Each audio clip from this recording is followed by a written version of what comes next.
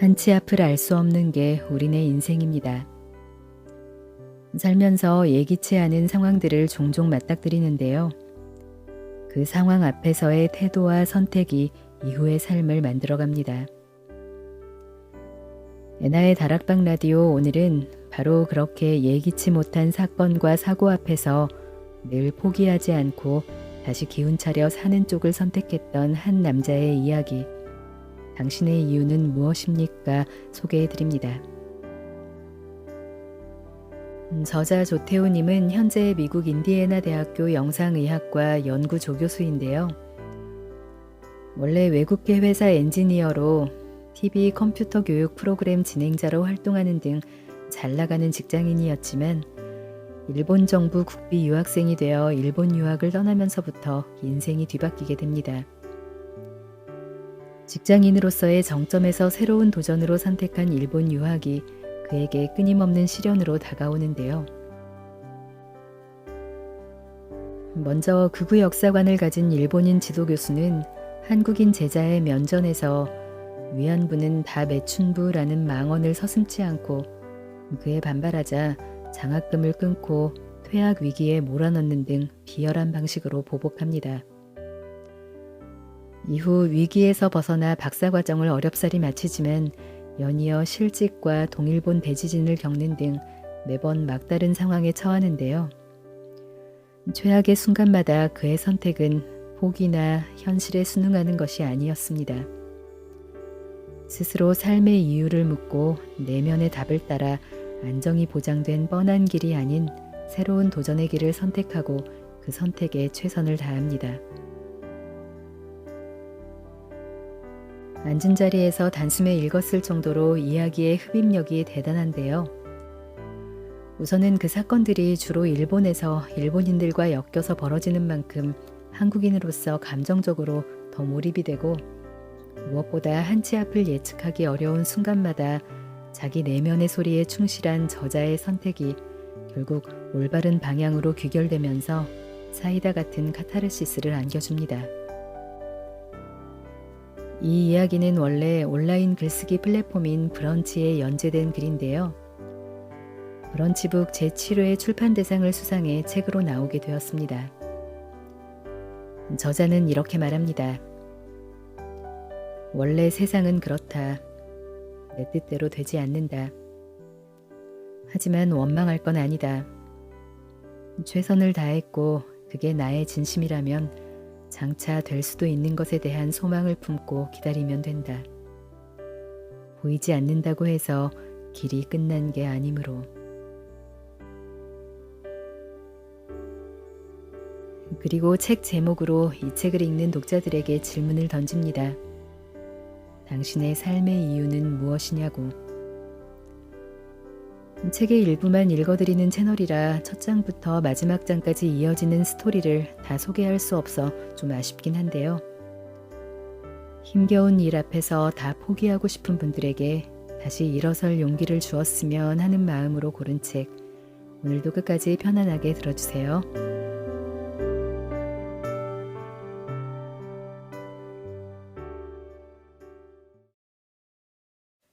그들의 방식. 일본, 이 낯선 곳에서의 공부는 그들만의 독특한 커뮤니케이션 방식을 알아가는 과정이기도 했다. 그중 하나가 말하지 않아도 알아들어야 하는 연구실의 미묘한 분위기였다. 어느 날은 바로 위 선배인 다나카상이 하는 일도 없이 퇴근하지 않고 있었다. 따로 뭔가 할 일이 있나 보다 싶어 짐을 챙긴 후 먼저 간다고 하니 굉장히 당황한 표정을 짓는다. 갑자기 나를 붙잡고 쓸데없는 이야기를 시작한다. 이 무의미한 대화가 무려 1시간 가까이 이어진다. 중간중간 다나카상이 시계를 보는 모습을 통해 알아차렸다. 아, 아무래도 나와 함께 몇 시까지 있다가 돌아가라는 지시가 있었나 보다. 다음부터는 다나카상이 돌아가기 전에는 먼저 일어나지 않았다. 나중에야 연구실에 교수 전용 모니터링 시스템이 있어서 모두의 퇴근 시간을 체크한다는 사실을 알았다. 교수실에는 스피커도 있었는데 연구실의 모든 대화 내용이 교수실에 실시간으로 전송됐다. 일본 사람들끼리 쓰는 KY라는 말이 있다. 부키오 메나이를 줄임말이다. 직역하면 공기를 읽지 못하는 사람, 즉 분위기 파악 못하는 사람이란 뜻이다. 이 연구실에서 KY가 되면 나고다. 특별히 말로 지시하지 않기 때문에 선배들의 모든 행동에 민감해야 한다. 만일 누군가 뒤처지면 신호가 온다. 이 신호를 알아듣기 위해 늘 깨어 있어야 하는 특유의 공기가 있다. 여기서 아무 거리낌 없이 자기의 생각을 말할 수 있는 사람은 교수뿐이다.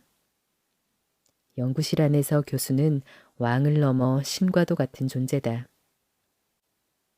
신이 현신하여 끝없이 중얼거리며 말을 쏟아내니 신의 뜻을 헤아려야 하는 선배들은 그 속에 담긴 혼내, 즉 속뜻을 알아듣기 위해 늘 긴장 상태다. 나는 못 알아듣는 게 차라리 다행이다 싶었지만 일본어를 공부하는 시간이 쌓이면서 그 중얼거림이 조금씩 들리기 시작했다.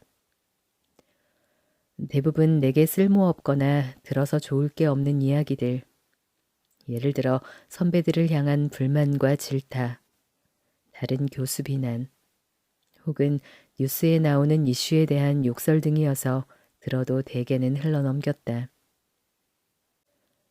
위안부는 다 매춘부들이야. 그런데 이 말이 갑자기 날아와 내 귀에 꽂힌 거다. 도무지 못 들은 척을 할 수가 없었다. 내 자리에 와서 내 뒤에 서서 내 뒤통수에 대고 한 말이었다.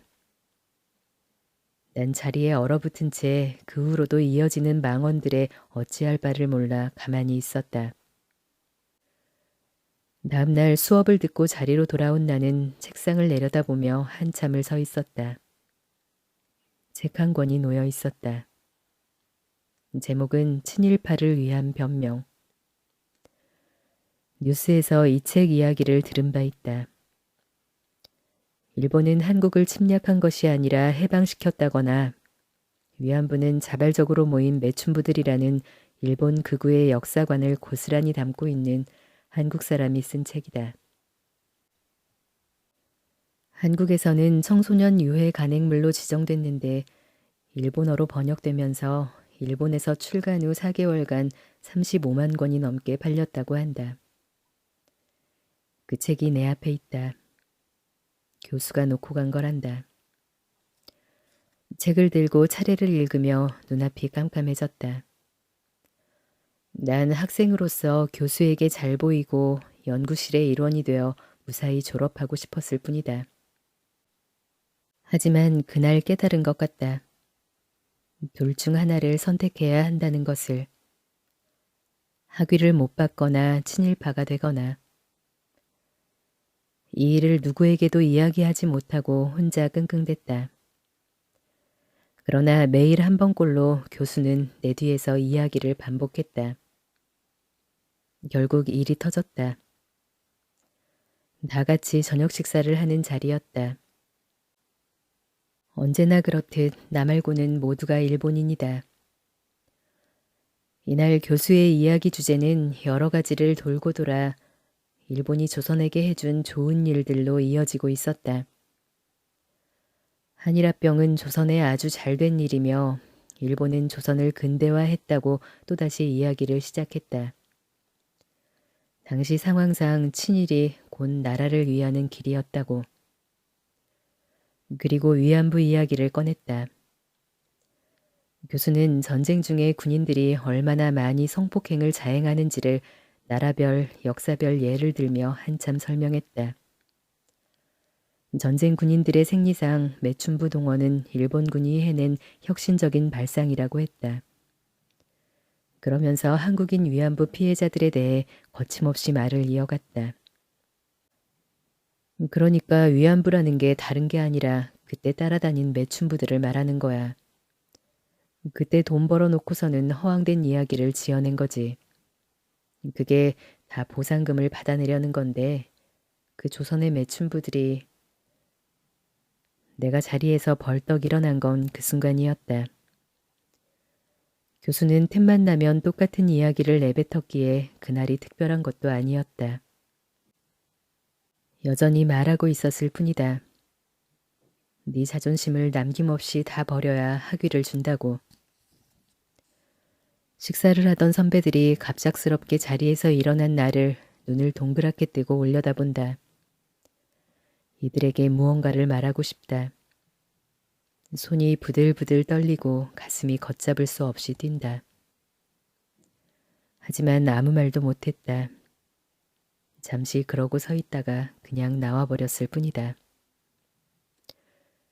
밤을 꼬박 새우다시피 하고 다음날 아침 같은 시간에 집을 나섰다. 연구실이 아니라 도서관으로 향했다. 교수에게 메일을 쓰기로 마음먹어서다. 2번, 3번 쓰고 지우기를 반복했다. 결국 완성한 메일에는 이런 내용이 담겼다. 교수님, 저는 한국인으로서 교수님의 역사관에 동의할 수 없습니다. 무엇보다도 저는 교수님께 역사를 배우러 이곳에 온 것이 아닙니다. 교수님의 개인적인 역사관을 한국인인 제 앞에서 말씀하시는 것은 받아들이기 힘든 부분이 있습니다. 이메일을 보내고 이발소를 찾아가 머리를 짧게 깎았다. 그들 방식대로 내 의사를 표시하고 싶었다. 답장은 없었다. 초조함 가운데 하루를 보내고 다음날 아침 다시 학교로 향했다. 선배들이 하나둘씩 아침 인사를 하며 들어온다. 내 머리를 슬쩍 보긴 하지만 아무런 언급은 없다. 교수도 이내 출근했다. 역시 내 머리를 쳐다봤는데 평소와 다름없이 이것저것 중얼거릴 뿐이다. 엊그제 있었던 일에 관한 이야기는 없다. 불안하기는 했지만 그냥 이렇게 지나가나 보다 생각했다. 그렇게 다시 평온한 일상으로 접어든 것 같았다. 무엇보다도 교수는 더 이상 역사에 관한 이야기를 내 앞에서 꺼내지 않았다. 살 것 같았다. 내 의견을 받아들인 것으로 알고 고마움에 더 열심히 했다. 밤늦게까지 공부했고 연구실에서 밤샘도 여러 번 했다. 무슨 일이든 스스로 찾아서 더 적극적으로 하려 했다. 통장에 장학금이 들어오지 않은 건 2005년 4월이었다. 매월 정확한 날짜에 입금되어 식비와 생활비를 해결해 주던 문부과학성 장학금이 입금되지 않았다. 교수가 보낸 그들 방식의 답장이었다.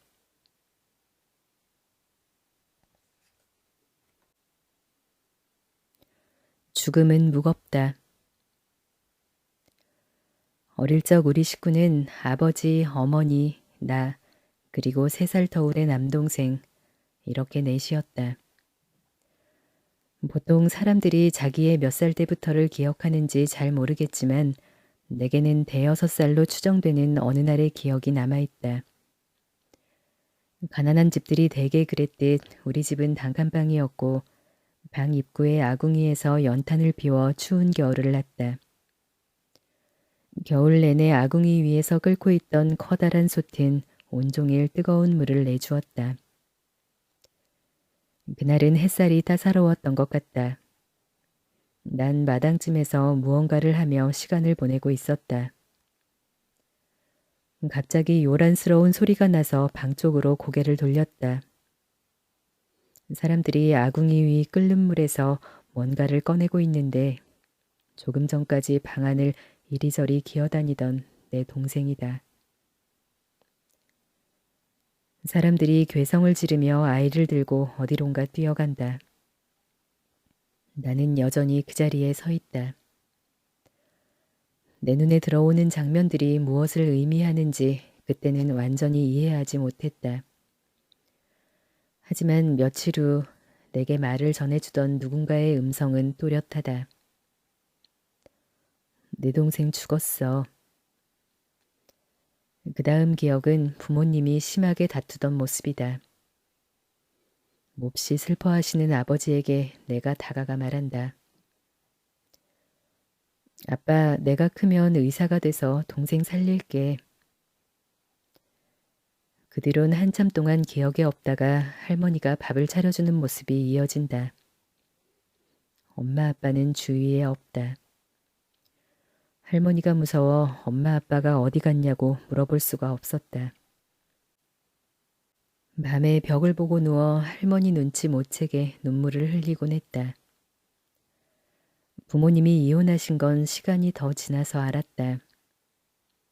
이후 나는 내내 할머니 손에 자랐다.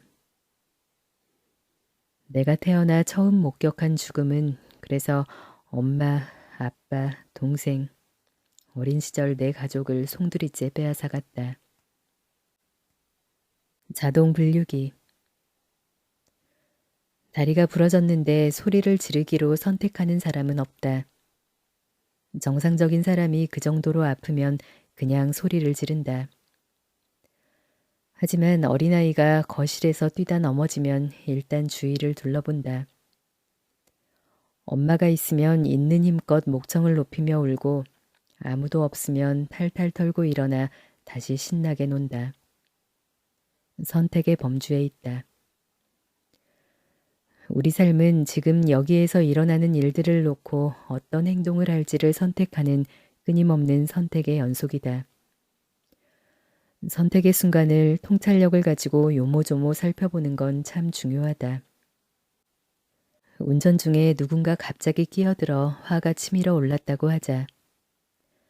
가만히 들여다보면 차가 끼어든 일과 내가 화를 낸 일 사이에는 이건 화가 날 상황이야 하며 화를 내기로 선택하는 순간이 분명히 있다.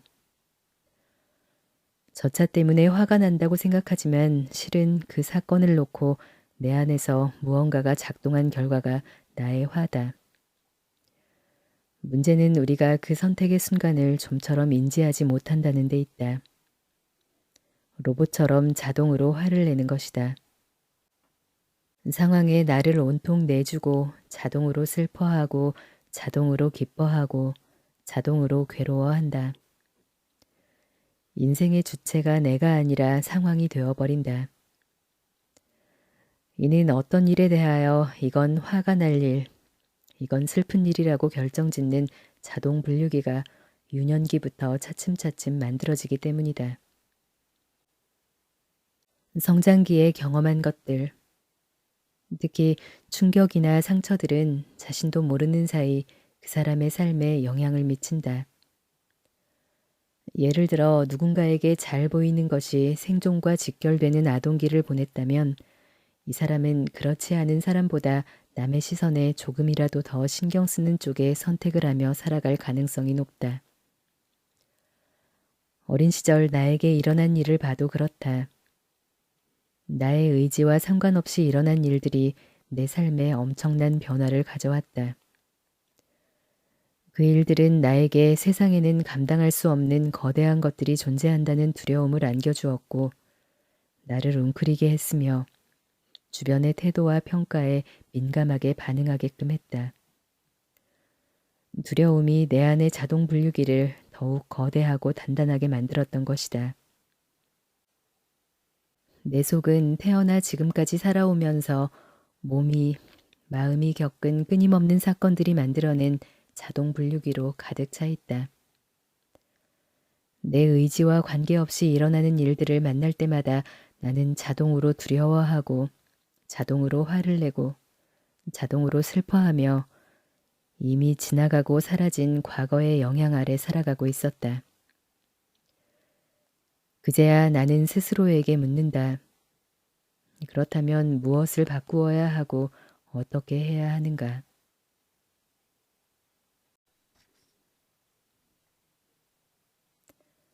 기다림. 일본은 4월, 10월에 학기가 시작된다.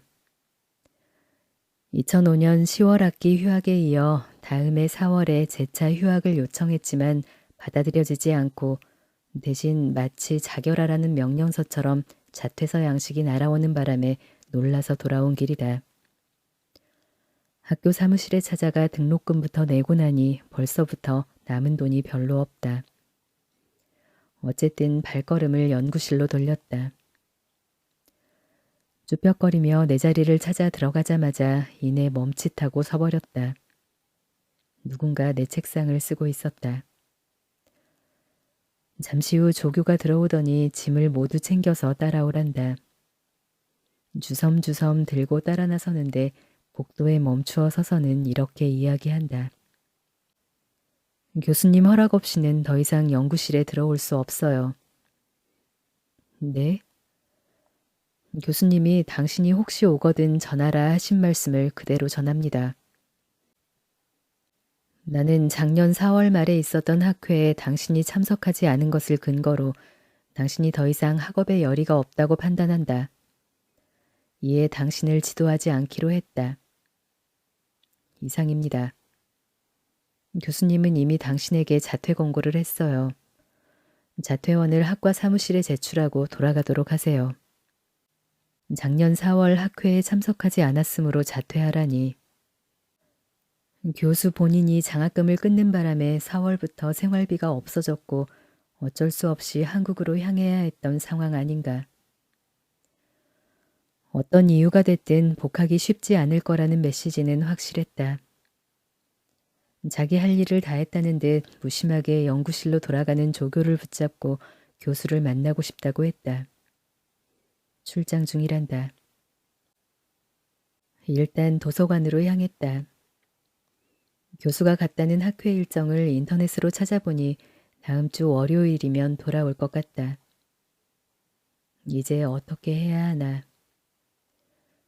우선 상황을 바꿀 수 있는 방법을 찾는 데에만 집중했다. 고심 끝에 교수가 좋아할 만한 새로운 연구 기획안을 만들어 보기로 했다. 교수는 학자로서 자부심이 강해서 지식을 나누어주는 입장에 서기를 좋아했다. 그러다 보니 낙후한 곳에 영향력을 끼칠 수 있는 원격 의료 상담 시스템에 늘 관심이 있었다. 기존의 도쿄, 오키나와 원격 의료 상담 시스템 기획안을 내가 만들었으니 이를 업데이트해서 도쿄, 서울 간 국제 원격 의료 상담 시스템 기획안을 만들어 보자는 데까지 생각이 미쳤다. 자료를 하나씩 모으고 추리기 시작했다. 교수가 돌아오는 날이다. 연구 기획안도 완성했다. 아침 일찍 교수실을 찾아가 문을 두드렸다. 그런데 아무런 응답도 없다. 혹시나 해서 대학원 사무실을 찾아가 교수의 일정을 아는 사람이 있는지 물어봤다.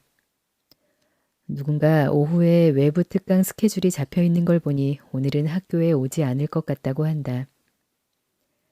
특강이 있는 학교 주소와 시간을 부탁해서 받았다. 인근의 전문 학교였다. 서둘러 출발했다. 늦지 않게 도착하기는 했는데 출입증이 없으면 들어갈 수 없다며 입구에서 막는다.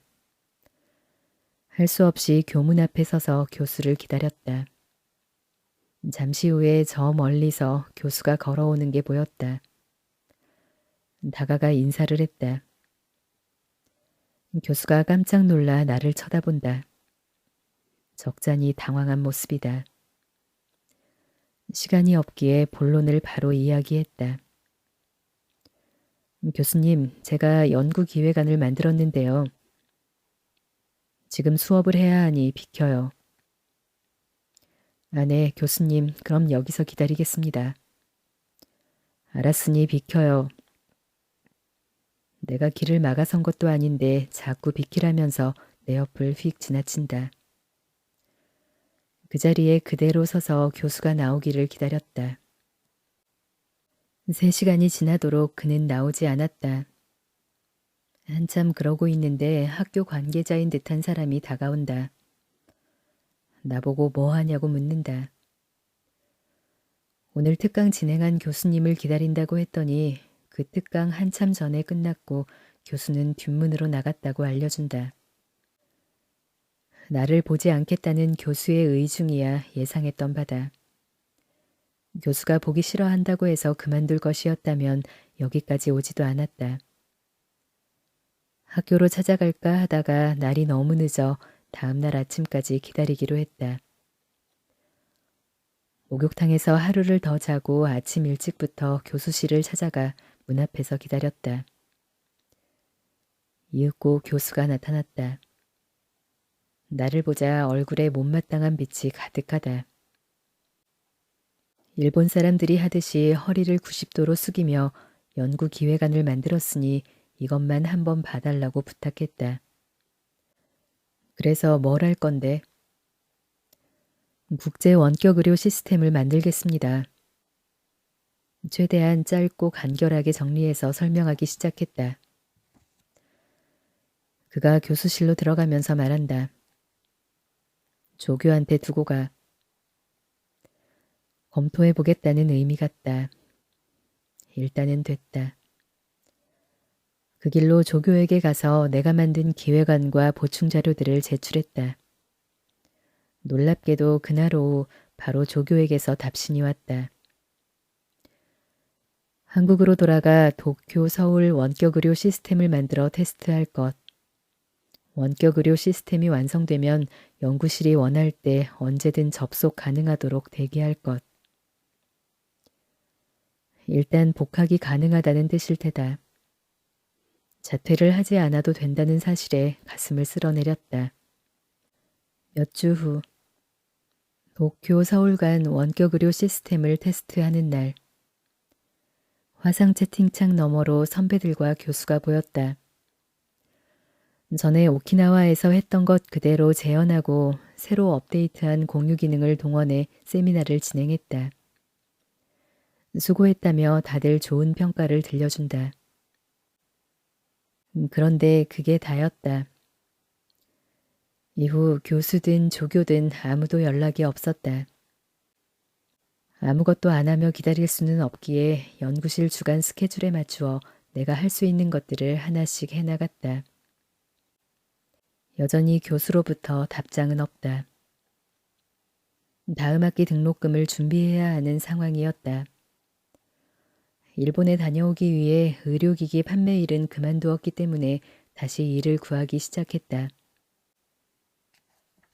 구인 사이트의 광고 하나하나를 세심히 읽다가 이거다 싶은 광고를 봤다.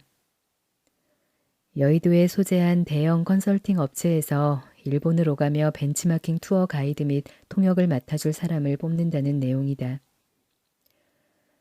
이거라면 일본을 정기적으로 드나들며 필요하다면 교수를 찾아가 만날 수도 있겠다 싶었다. 지원서를 냈다. 다음 날 연락이 왔다.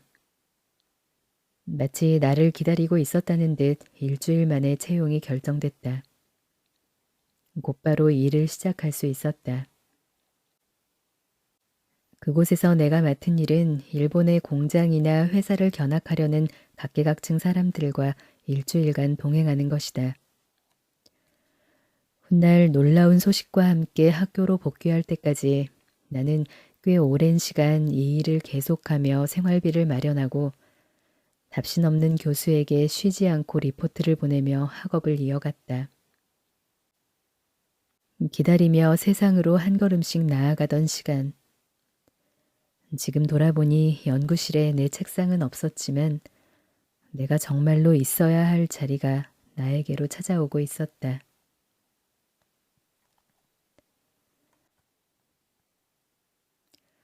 방어적 이상형. 일자리가 없어서 화가 난 내가 있다. 그런데 일자리가 없다는 건 팩트고 화가 났다는 건 느낌이고 감정이다. 이 두 가지는 완전히 별개다.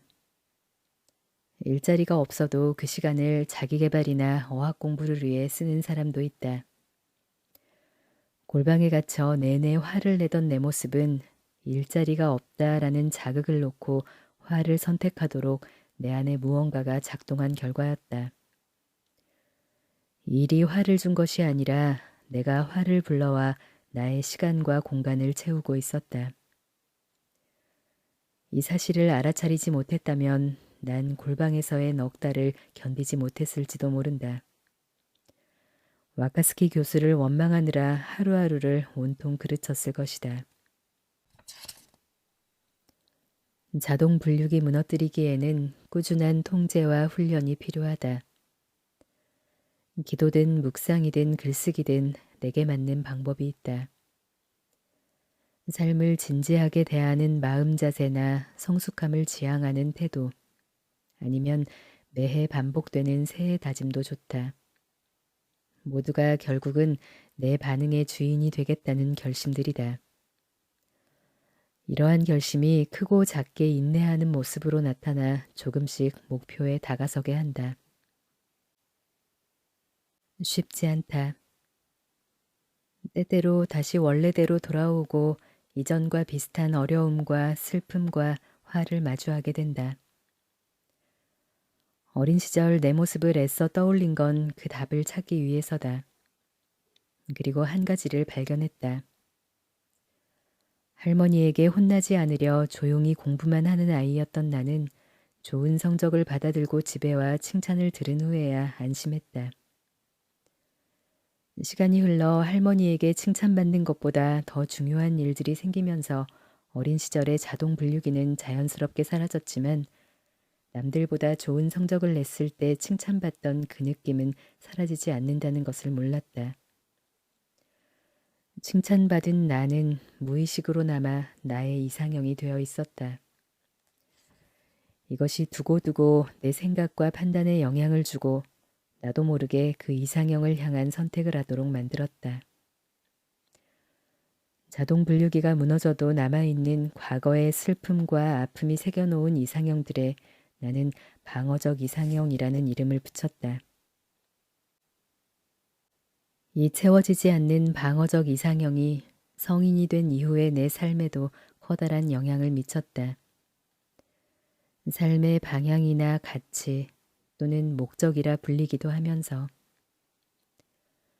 외국계 회사의 엔지니어로 일하며 영어 때문에 곤경에 처했을 당시 나의 자존감이 순식간에 바닥으로 떨어졌던 이유도 누군가에게 칭찬받고 박수받는 삶에서 내려오는 게 무서워 준비 없는 유학을 떠났던 이유도 그리고 일자리를 구하며 남들 보기에 괜찮은 곳에만 입사 지원을 했던 이유도 모두 방어적 이상형에 있었다. 와카스키 교수와의 문제 역시 내가 무슨 애국지사라서 겪었던 일이 아니다. 친일파의 모습이 내 이상형과는 달랐기 때문이었다. 그런 탓에 그들의 방식과 문화를 충분히 알면서도 머리를 깎으며 반항할 수밖에 없었다.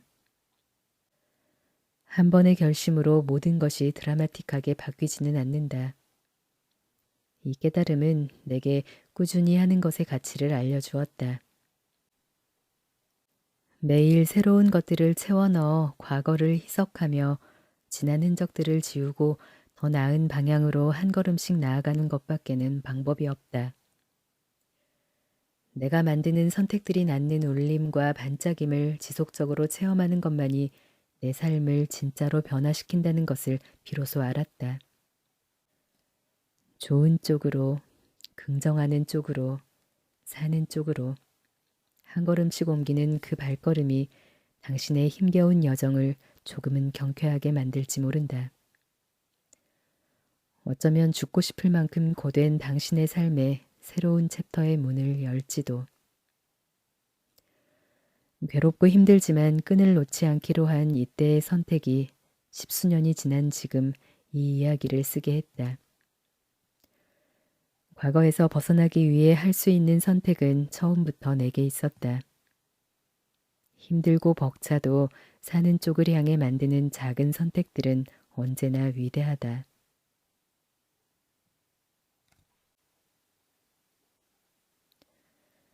우리의 삶은 끊임없는 선택의 연속이다. 그런데 어떤 선택이 무슨 결과를 가져올지 우리는 다 알 수 없다. 그럼에도 매번 선택하며 살아간다.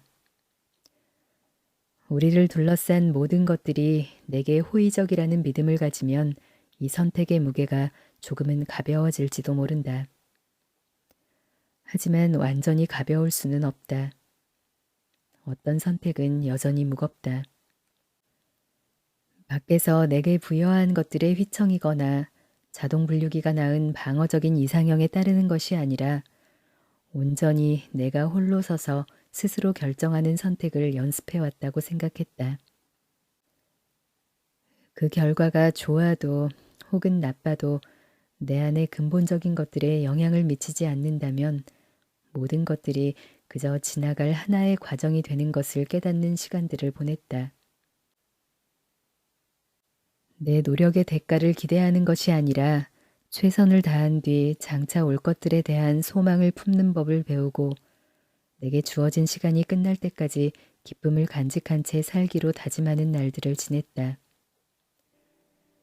이제 나의 선택만이 남았다. 우리는 없다가 있게 된 존재다. 우리에게 허락된 시간부터 끝나는 시간까지가 우리의 생명이다. 없다와 있다 사이, 그 사이의 것들이 아무 의미 없는 공허함일 리 없다. 없던 내가 있다는 자체로 나보다 더 큰 세상은 이미 내게 호의적이라고 믿는다. 호의적인 세상이 지금도 당신을 기다린다. 상처와 거짓됨을 내려놓고 스스로 선택하기를. 사는 쪽으로, 포기하지 않는 쪽으로 당신이 존재하기를.